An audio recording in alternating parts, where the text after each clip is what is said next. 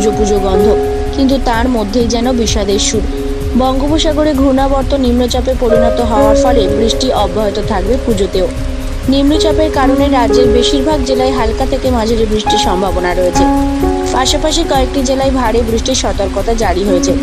তবে আবহাওয়া স্বস্তিজনক, কারণ বৃষ্টির কারণে তাপমাত্রা কমেছে স্বাভাবিকের থেকে নিচে, তাই আর্দ্রতাজনিত ভ্যাপসা গরম নেই। সারাদিন হালকা থেকে মাঝারি বৃষ্টিপাতের সঙ্গে সঙ্গে বজ্রপাতের আশঙ্কাও থাকবে। বৃষ্টির পরিমাণ কমবে, তবে মূলত আংশিক মেঘলা আকাশে ঢেকে থাকবে বাংলা। কোনো কোনো জেলার দু এক জায়গায় বিক্ষিপ্তভাবে হালকা বৃষ্টির সামান্য সম্ভাবনা থাকবে।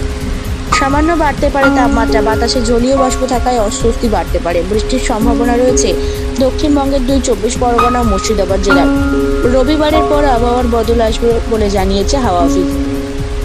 তবে আনন্দের বিষয় হলো পুজোয় তেমন দুর্যোগের সম্ভাবনা নেই। পুজোর মুখে বেশ কিছু জেলায় ভারী বৃষ্টি হলেও পুজোর দিনগুলিতে ভারী বৃষ্টির সম্ভাবনা খুবই কম, তবে বিক্ষিপ্তভাবে বৃষ্টি হতে পারে। সুতরাং যারা বৃষ্টি নিয়ে চিন্তা করছেন যে পুজোয় কি হবে, তাদের জন্য আনন্দের খবর হলো পুজোয় জল কাদা ঘাটতে হবে না আপনাকে।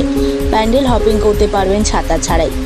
বঙ্গোপসাগরে যে নিম্নচাপ তৈরি হয়েছে তা ধীরে ধীরে সরছে বাংলাদেশের দিকে, তবে উত্তরবঙ্গে এই নিম্নচাপের প্রভাবে বৃষ্টি হতে পারে।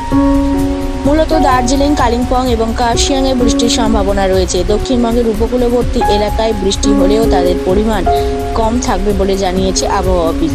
বৃষ্টির কারণে পুজো মাটি হবে না ঠিকই, কিন্তু নিম্নচাপের প্রভাবে হালকা বৃষ্টি চলতে পারে আগামী 7 দিন ধরে। বৃষ্টির সম্ভাবনা রয়েছে, বজ্র বিদ্যুৎ সহ কয়েক পশলা হালকা থেকে মাঝারি বৃষ্টি হতে পারে। রাতের ও দিনের তাপমাত্রা স্বাভাবিকের নিচে থাকবে। কলকাতায় সর্বনিম্ন তাপমাত্রা ছিল 25 ডিগ্রি সেলসিয়াস, যা স্বাভাবিকের তুলনায় 0.8 ডিগ্রি সেলসিয়াস কম। বাতাসে জলীয় বাষ্পের পরিমাণ 87 থেকে 95%। আগামী 24 ঘন্টায় তাপমাত্রা থাকবে 26 থেকে 31 ডিগ্রি সেলসিয়াসের মধ্যে। ব্যুরো রিপোর্ট, জেলার বার্তা।